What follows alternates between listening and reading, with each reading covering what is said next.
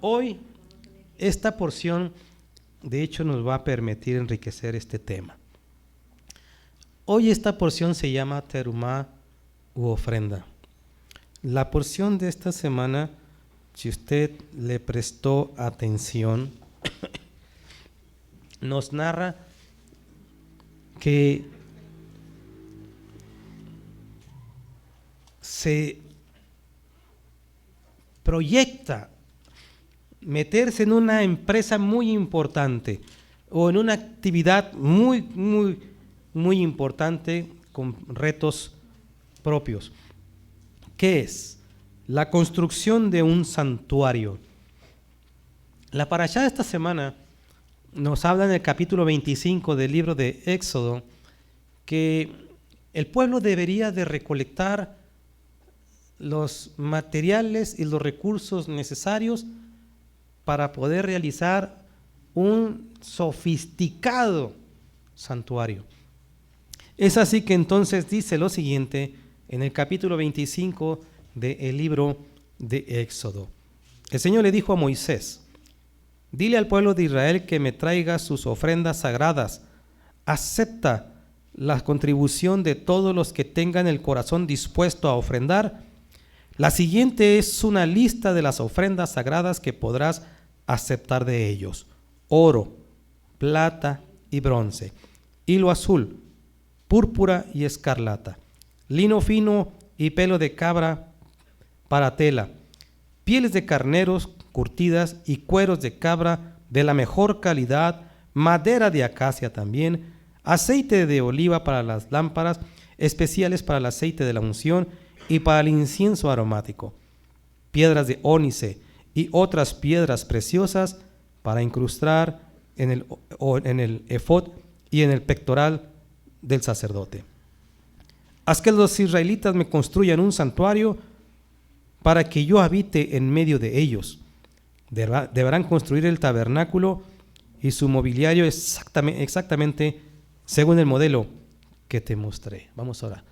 Padre eterno, ponemos en tus manos, Señor, el mensaje de este día y que tú seas quien trates con cada uno de nosotros en base a la porción de esta lectura. Tú nos has instruido, Señor, que no solamente de pan vive el hombre, sino de toda palabra que sale de la boca de Dios.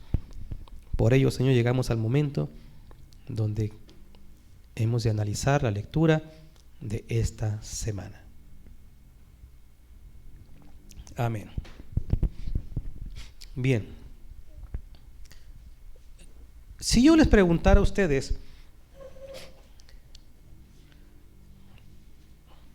lo siguiente, ¿qué respondería?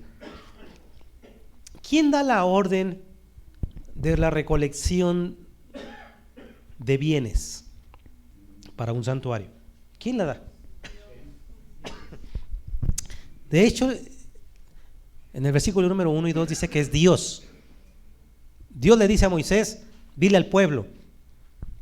En otras palabras, según el texto bíblico, la recolección de estos bienes materiales provenían de la instrucción de Dios. No es un invento de Moisés, podríamos decir. No es un invento o un capricho de Aarón, o no es ni siquiera la intención del pueblo. Es Dios el que dice que se debe de recolectar. En ocasiones escucho a algunos detractores, quizá con justa razón, algunos detractores de que por qué algunas iglesias se la pasan pide y pide diezmos. Y me refiero a gente que ni siquiera va a una iglesia, pero que habla. No, Dios nunca pide dinero. ¿Qué está viendo aquí usted? O sea, ¿de qué cree que se hacía el dinero? Entonces, claro, yo decía quizá con justa razón, porque en algunos casos el abuso de líderes de comunidades es de tal grado que son unos depredadores monetarios. Andan obligando, deme su diezmo y si me da diezmo le va a Señor 10 por 1, o no, que el 100 por 1. Y si usted da su diezmo no va a tener COVID. Imagínense esas locuras. Si usted no diezma, no es hijo de Dios, no conoce de Dios, usted no es hijo. Imagínense estas locuras. En algunos casos es justificable. Pero decir que Dios no acepta las cosas monetarias o materiales es una imprecisión bíblica. No es cierto del todo eso. Tal ejemplo usted ve que la instrucción de Dios es háganlo. Háganlo. ¿Para qué? Para hacer un santuario. Los comentaristas bíblicos están batallando mucho en esta porción, los comentaristas bíblicos judíos. Cronológicamente no se ponen de acuerdo si esto que usted está leyendo está cronológicamente ordenado o narra un ejercicio de otro tiempo diferente. Explico. Los rabinos de antaño discuten esto que estamos viendo de la recolección de la ofrenda para un santuario, ¿se dio antes del pecado sobre el becerro de oro o se dio después del pecado del becerro de oro? ¿Se acuerdan de esa historia? Entonces, los rabinos dicen, algunos, que esto que usted está viendo aquí, cronológicamente está escrito antes de lo del becerro de oro. Dicen, de hecho esto fue injertado aquí después, pero realmente fue después del becerro de oro, porque en la necesidad del pueblo de hacer algo como esto, se genera la necesidad de tener un santuario para contrarrestar las intenciones de la idolatría. No todos los rabinos están de acuerdo con ello. Dos famosos comentaristas como es Sforno o Rashi, ellos dicen, esto del tabernáculo fue necesario después del becerro. Hoy, como señalé, vemos la otra parte. No, eso fue antes. Y hay esa discrepancia. Entonces lo que vemos aquí nosotros es que sí vemos que Dios dice, porque si yo les hacía esta pregunta, si analizamos quién da la orden, en el versículo 1 y 2 dice Dios a Moisés, diles. O sea que literalmente podemos decir que fue Dios. Ahora vamos a poner en contexto esto. ¿Cómo se da este escenario? No olvidemos que el pueblo viene de salir de la esclavitud de Egipto. ¿Puede usted imaginarse la cantidad de templos o de lugares sagrados que habrán visto en Egipto, que por lo general se caracterizaban por ser politeístas, varios dioses, templo para esto, templo para esto, templo para aquello? ¿Usted puede imaginar la cantidad de lugares? ¿Qué tanto no habrán visto? Luego después, vimos cómo después de cruzar el mar,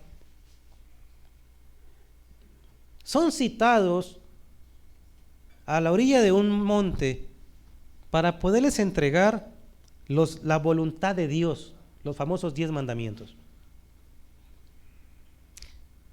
Decir esto, no se nos debe de olvidar que yo señalaba, imagínese el monte humeando, temblando, sonido de bocina, shofar, la voz de Dios oyéndose, la presencia, por lo que podemos describir, sobrenatural, de una nube de día y una columna de fuego de noche allí presente. Uno podría preguntar, ¿qué más le puedes pedir a Dios?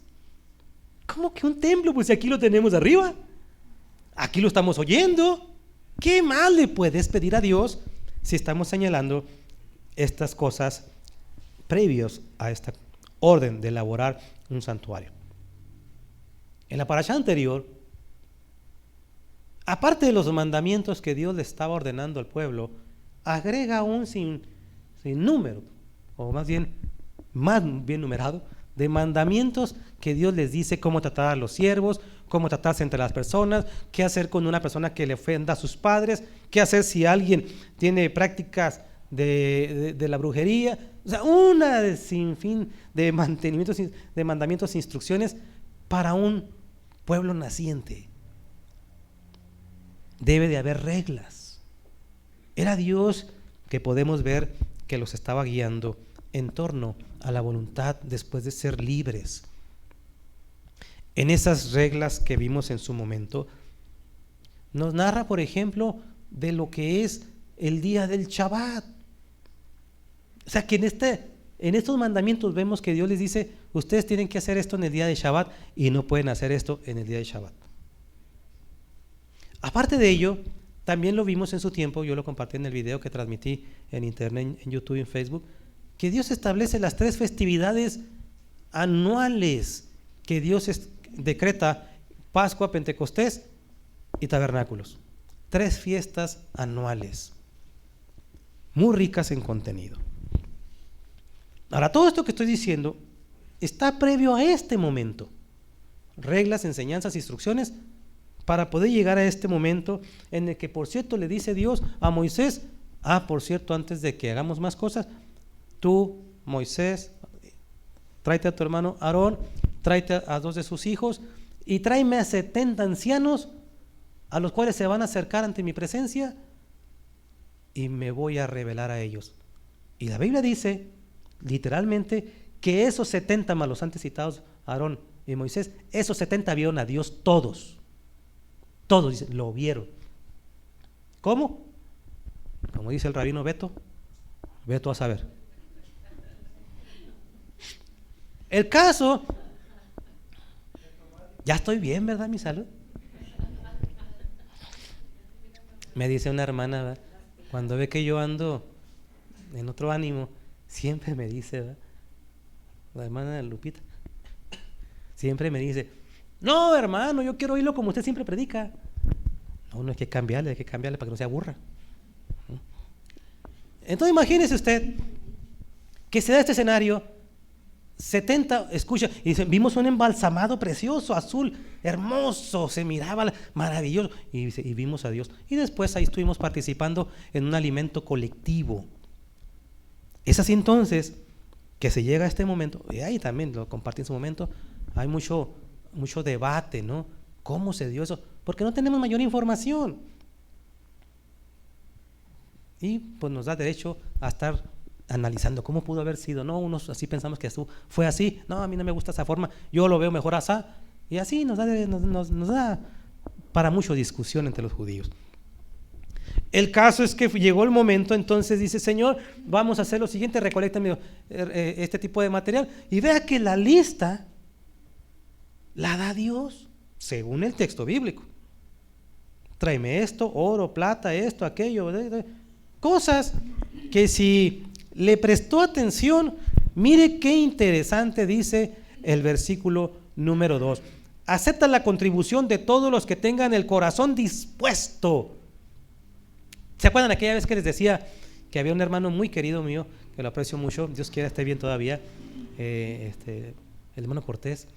Y él platicaba su testimonio, que recién yendo a acompañar a su esposa a los servicios religiosos, dice, yo siempre venía, pero bien dado, ¿eh? Bien bendecido con alcohol, y se iba a ver bien, transpirando bendición.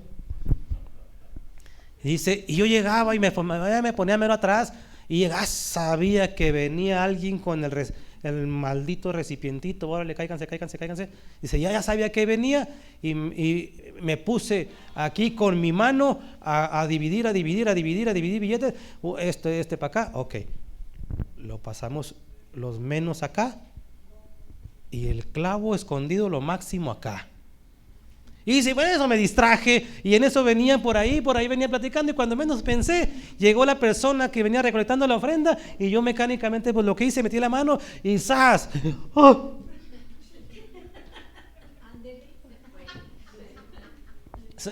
Señorita, el hermano narraba, bien lindo el hermano Cortés, dice, hermano, no, no la detuve nomás por la vergüenza que todo el mundo me viera. Dice, pero yo nomás iba viendo que el fajo de billetes, porque él era mecánico en diésel, muy bien pagado. Dice, yo nomás vi que iba el fajo de billetes ahí. Ay, era este de $1. Y después me hizo pensar,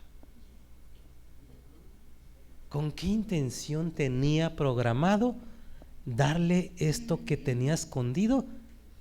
Y para que se me caiga la cara de vergüenza, eso se me quedó. Dice, yo aprendí, me decía él, yo aprendí, un hombre humilde, hermosamente siervo de Dios. Dice, yo aprendí en ese momento cómo yo depositaba ofrenda ahí. Qué vergüenza decir. Aquí dice que el que tenga el corazón dispuesto a ofrendar, hágalo. Hágalo. Yo, Señor, ¿por qué? Porque a mí me has bendecido. A veces le digo a la gente, si analizamos las frases que hacemos los religiosos, ¿cómo está, hermano? Bendecido, hermano, gloria a Dios. Y así tratamos a veces a Dios. Yo no soy muy dado. Ahora me hicieron una pregunta, una sugerencia. Yo no soy muy dado a externar en mis redes sociales cómo me siento. Ay, el hermano Castañeda está muy enfermo, me estoy muriendo. Oren por mí, hermanos. Pídanle a Dios y Dios quiera los tenga en mi testamento, porque me estoy muriendo, hermanos. Pídanle a Dios. Yo no hago eso, o sea, yo no tengo el hábito. O otros, ¿verdad? Claro, como nadie quiere a una persona, para mí nadie me quiere, pero Dios me quiere a mí. Yo no soy dado a poner esas cosas en las redes sociales, porque pienso yo que eso es un asunto personal. Alguien me hizo una sugerencia, ¿no? En mi canal alterno que tengo en YouTube, me decía una persona, ¿qué red social tiene usted? Pues para saber si se encuentra bien. Y yo me dio pena, ¿qué tiene que andar sabiendo eso? Dije, no, esos no son asuntos míos, ¿eh? Si me siento bien, aquí con ustedes pues estamos en casa, pero ¿qué tengo que poner ahí en Facebook? ¿Verdad? Oren por mí. Hoy mi esposa no me quiere atender. Mi esposa no me dio frijolitos. Oren para que Dios trate con ella. ¿Qué tengo que andar haciendo eso? No, levántate, Sergio, y cacheteala. Pues, ¿cómo? Hazte valer, Sergio. ¿Quién es un macho alfa? Y luego va. Y le hago ver quién tiene la última palabra. Pues, ¿qué? Y cuando me acerco, le digo, lo que tú digas. Imagínese usted, hermano. ¿Quién es el que ordena? Es Dios. ¿Con qué propósito? Si yo le hago ahora la siguiente pregunta, ¿verdad? ¿Cuál era el objetivo? ¿Cuál era la meta? ¿Para qué recolectar estos recursos? Mire, el mismo texto, en el capítulo 25, versículo número 8, dice, harán un santuario para mí, dice Dios. ¿Cuál era el objetivo? Hacer un santuario. ¿Con qué intenciones? Yo voy a habitar en medio de ustedes. Ahora, seamos realistas, porque también a veces oímos esto, ¿no? Ay, pero ¿para qué quiere Dios las ofrendas si no va a comerse nada? Alguien podría pensar, pero ¿para qué un santuario, hombre? Por Dios, el creador del universo se va a meter en esas cosas de pieles y de telas y ay, qué denigrante, ¿no? Dios no necesita esas cosas, o sea, ¿para qué quiere Dios algo así físico? Es ofenderlo. ¿Cómo le vamos a regalarlo? Por muy bonito que lo hagamos, ¿qué se va a comparar la gloria del universo? Mire, deje usted el universo, el planeta, hermano. Yo admiro cuando ponen fotos del universo y sobre todo de nuestro planeta, que se ven las imágenes de nuestro planeta azul hermoso como mis ojos, hermano. Me gusta ver el mundo. Dios mío, qué qué sorprendente, qué bello se ve el planeta así. Me gusta ver la luna, cómo se ve con sus dimensiones. Digo, qué triste si no viéramos una luna allá arriba, ¿verdad, hermano? ¿Qué hay allá arriba? Nada. Me gusta ver las estrellas. Cuando pasan los cometas, hermano. Me encantan los cometas. Cuando dicen, va a haber lluvia de estrellas, luego salgo con mi paraguas, hermano. A ver, me encanta ver la lluvia de estrellas, por si las moscas. Si en la lluvia uno debe ser prevenido, ¿no? A mí me encanta, hermano. Cuando he ido a la sierra, a los bosques, yo sé, en ese canal alterno que tengo, parecerá castañar un niño chico, porque digo, es que vean la tierra. Alguien podrá decir, esa tierra de indios, para mí la tierra me siento tan feliz ver la tierra. Yo no sé, pero bueno, espero que sí, ¿verdad? Pero nosotros comíamos tierra. A ver, está buena esta cosa. Y ahora me doy cuenta que dicen los médicos que eso es necesario por el hierro. Todo está bueno. ¿Quieres barro? Pero yo me encanta tirarme ahí. En lo que estaba haciendo un trámite de un permiso para internarme a Estados Unidos, me dice una persona, oye, yo voy a ir por primera vez a Denver. Y me dijo mi hermana que me llevara un chamarrón porque está nevando para allá. Le dije, no te la lleves. No te la lleves, no la vas a usar. No, yo he ido para allá cada rato. Y ¿sabes qué? Todo el mundo nos decía, tráete un chamarrón porque está un nevadón. Pero a la mera hora ni la usa, te estorba la chamarra esa. Porque te la pasas en el carro de los familiares, te la pasas en la casa de los familiares, te la pasas en un centro comercial de los familiares y te la pasas fascinado viendo la nieve. ¡Wow! Tanta nieve. Ni en Bani. Tanta nieve. ¡Wow! Dice que te vale. Yo me quitaba las chamarras y me hacía tirarme. Pero me tiraba. Digo, no, es que esto es espectacular, la nieve. Yo voy al mar y a mí no me importa, yo me tiro ahí, estoy acumulando tierra, déjame entierro de una vez me entierro aquí yo solo, ¿verdad? Échame tierra. A mí me encanta disfrutar la naturaleza. Alguien podría pensar que lo que vemos en la Biblia es perder el tiempo en regalarle cosas a Dios que ahí se van a quedar. Pero vea qué interesante que Dios lo toma como para sí. Es para mí. Es para mí. Pero literalmente no se lo va a llevar Dios. Es un artículo que aquí con el tiempo perecerá. Cualquier cosa material con su tiempo va a perecer. Habrá que sustituir esto. Habrá que mudarnos de esto. Son cosas materiales. Pero lo interesante es que Dios los ve algo para mí. En ese lugar tan rudimentario, porque era una tienda de pieles, nada que ver con el santuario que hizo Salomón y nada que ver con el santuario que mandó a ampliar Herodes el Grande. Ese sí hizo una labor de arquitectura y construcción dinámica, grandísima. Nada que ver.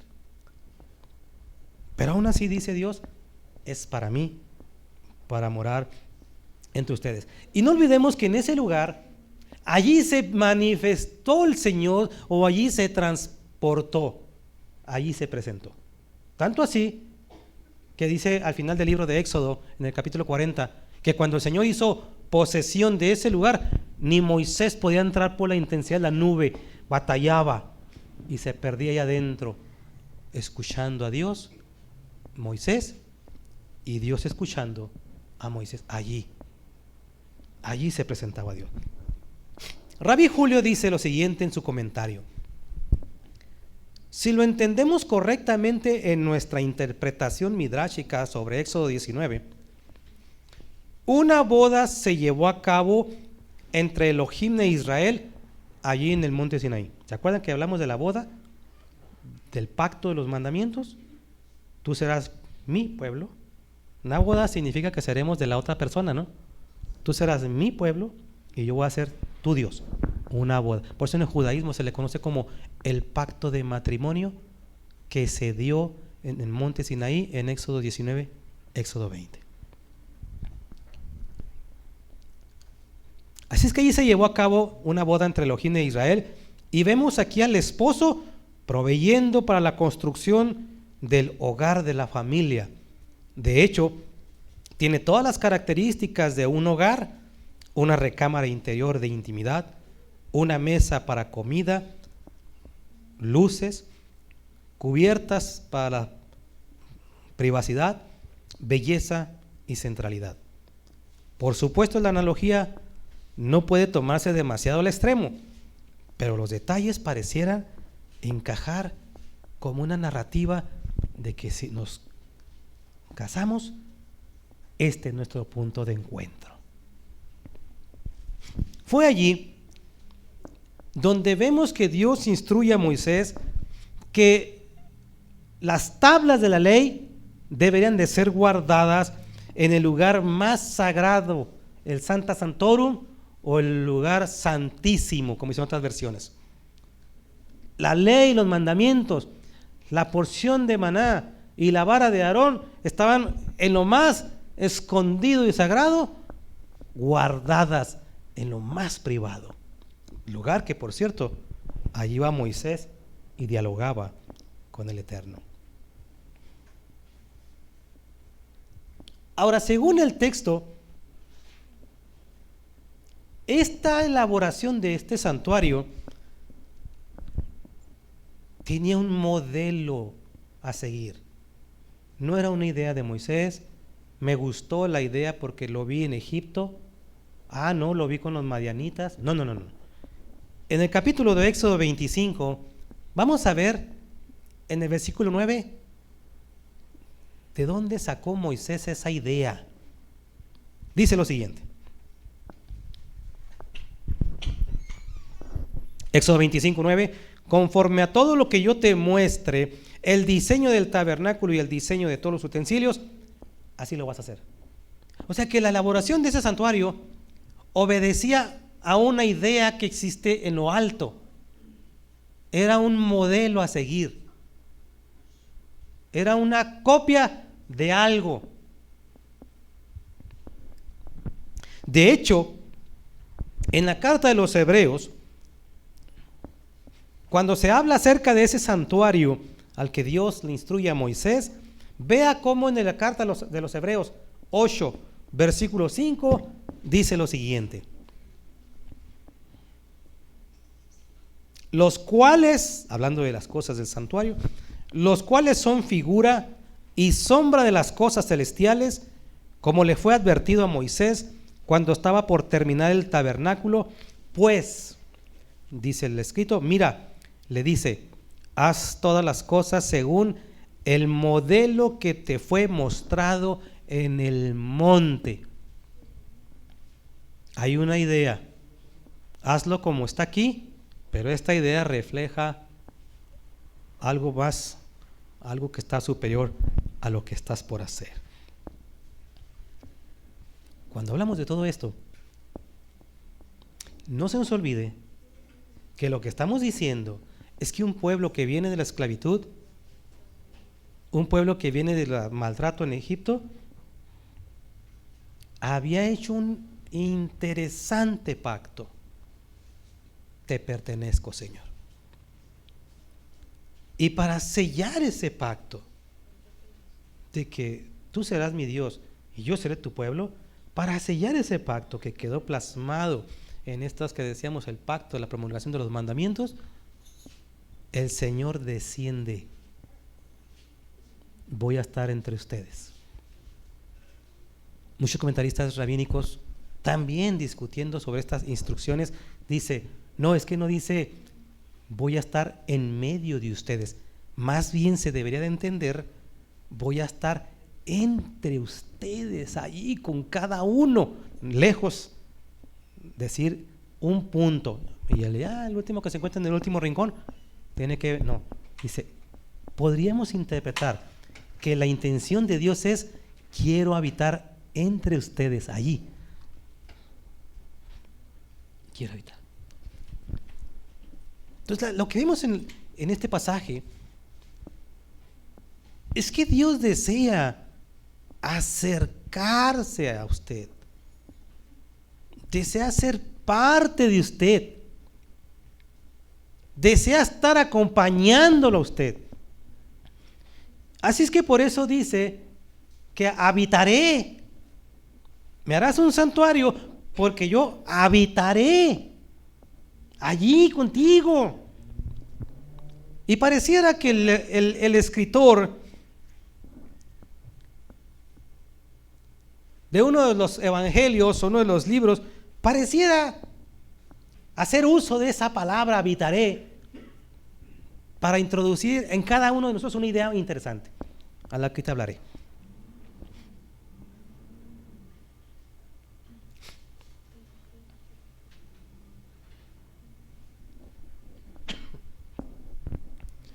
Entonces, si nos ponemos a pensar, ¿cómo entender que aquel que hablaba en el monte, que aquel que hacía retumbar el monte, que aquel que se escuchaban ruidos extraños allá arriba, cómo es que aquel que se proyectaba como una nube o como una columna de fuego, cómo es que aquel que está por encima ahora va a descender todavía más a nivel nuestro? ¿Cómo? Por eso los comentaristas rabínicos, cuando hablan de esa generación, de esa época, dicen: es que toda esa gente llegó a alcanzar un estatus de por encima. Y yo digo que a veces esto es peligroso, porque es darles ideas que pareciera que son inalcanzables, cuando realmente vemos que personas ordinarias que iban creyendo y aprendiendo de sus errores. Entonces, ¿cómo es que aquel que antes estaba tan lejano y viendo los primeros capítulos de Éxodo y que no nos salva de la esclavitud, momentáneamente se acerca a una distancia, nos libera y luego habita entre nosotros? ¿Cómo? ¿Cómo entender a ese Dios? No terminó las cosas pues ahí. Tal pareciera que el escritor de la carta del Evangelio de Juan, usando las mismas palabras o usando este puente que utiliza habitó, lo plasma en el siguiente capítulo. Evangelio de Juan, capítulo 1. Vamos a ver qué dice. En el versículo 14 voy a leer la Reina Valera actualizada y después voy a leer la versión textual. Evangelio de Juan, capítulo 1, 14 dice: y el Verbo se hizo carne y habitó entre nosotros. Habitó, una vez más, y el Verbo se hizo carne y habitó entre nosotros, y contemplamos su gloria como la gloria del unigénito del Padre, lleno de gracia y de verdad. Pareciera que el escritor del Evangelio de Juan, en ese eco de esas historias del libro de Éxodo, habitó el Señor aquí. La usa para poder referirse al Mesías. Vino y descendió y habitó aquí. Y por eso versiones como la que voy a leer, esa frase la sustituyen muy dinámicamente, muy interesante. Juan, igual mismo capítulo, pero la versión textual dice lo siguiente: y el Verbo se hizo carne y tabernaculizó entre nosotros. Los comentaristas, cuando ven que dice habitaré y me vas a hacer un mishkan, un santuario, lo relacionan como mishkan, santuario es vivir entre, una casa para vivir allí. Mishkan, una casa para vivir ahí. Y si es que la idea de Juan pareciera que usa esta idea de que el cuerpo del Mesías, dice, vino y habitó en ese cuerpo alguien de allá. Habitó, tabernaculizó.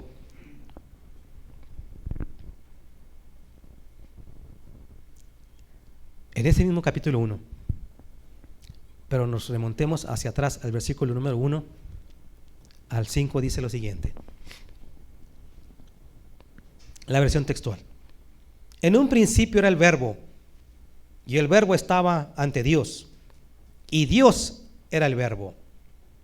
En un principio estaba ante Dios. Todas las cosas por Él fueron hechas, y sin Él nada de lo que ha sido hecho fue hecho. En Él habita vida, y la vida era la luz de los hombres. La luz resplandece en las tinieblas, y las tinieblas no prevalecieron contra ella. Remóntese al versículo 9. La luz verdadera, que alumbra a todo hombre al venir al mundo, estaba en el mundo, y el mundo fue hecho por Él, pero el mundo no lo conoció. A los suyos vino, y los suyos no le recibieron. Pero a todos los que le recibieron, a los que creen en su nombre, les dio potestad de ser hechos hijos de Dios, los cuales no nacieron de sangre, ni de voluntad de carne, ni de voluntad de varón, sino de Dios. Y el Verbo se hizo carne, que fue el texto que leíamos, y tabernaculizó entre nosotros, y contemplamos su gloria, gloria como la del unigénito del Padre, lleno de gracia y de verdad. Cada sinagoga, yo creo que cada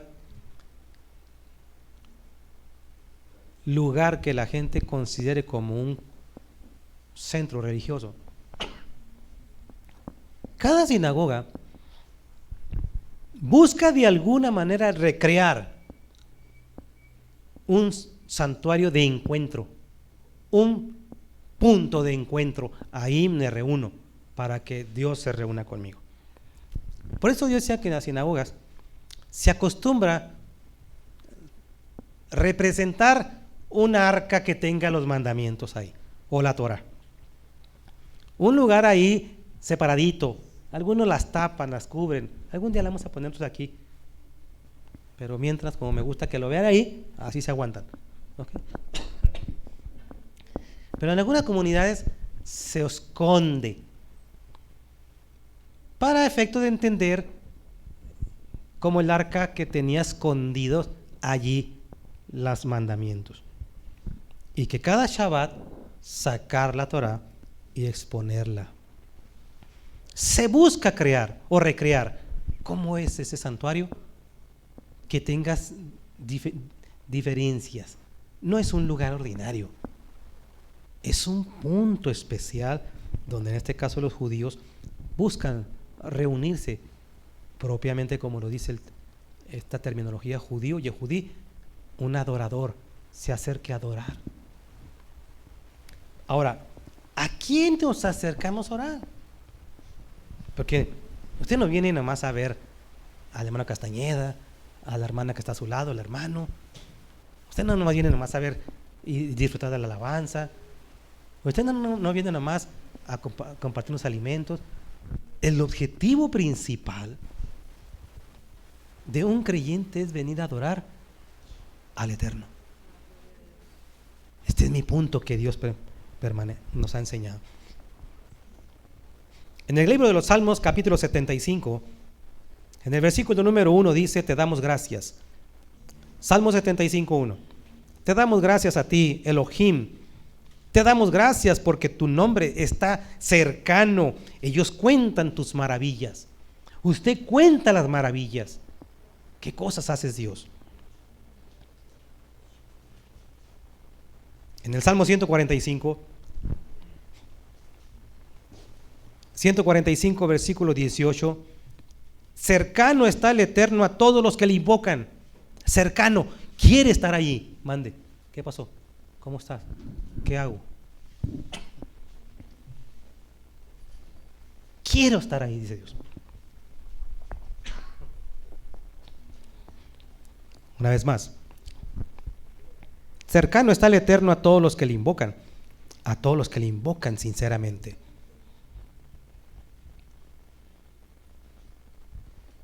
¿Qué es lo que vemos aquí? Y culmino con esto. ¿Qué es lo que aprendemos? La idea de recolectar los recursos materiales, físicos, palpables. De hecho, el texto bíblico dice que la gente se entusiasmó tanto quedaban hasta de más, que tuvieron que decirle a Moisés, Moisés, dile a la gente que ya le pare. Es mucho. Se entusiasmó por una sencilla razón. El Señor viene para habitar entre nosotros y va a ocupar un espacio en el que mis manitas o mi capacidad va a poder contribuir para que esté con nosotros. Se entusiasmó porque sabía que lo que estaba haciendo Dios era acercarme más a ti, con los cuidados necesarios, obviamente. Pues ese Dios, que en su grande misericordia nos permite entender estas posiciones. El escritor del libro de Juan dice, pues esa luz vino, pero no solamente en un bien inmueble que no puede hablar. Él habitó entre nosotros y hablaba maravillas. Tan es así que el libro de Juan es tan sofisticadamente interesante. Porque algunos decían, pero ¿cómo va a ser el Mesías? Pero algunos otros decían, pero si no es él, ¿quién va a ser? ¿Quién puede hacer las cosas que él hace? Pero otros decían, no, pero es que él, siendo hombre, se cree Dios. Y él mismo les decía, pues no me crean a mí las obras que yo hago, no porque sí, sino las que mi Padre me ordena que haga. Y hoy en día, cuando usted ve los textos que preservan las palabras de nuestro Santo Señor, Yeshua, permite que algo se genere aquí. Por eso él mismo decía, en ese sentido,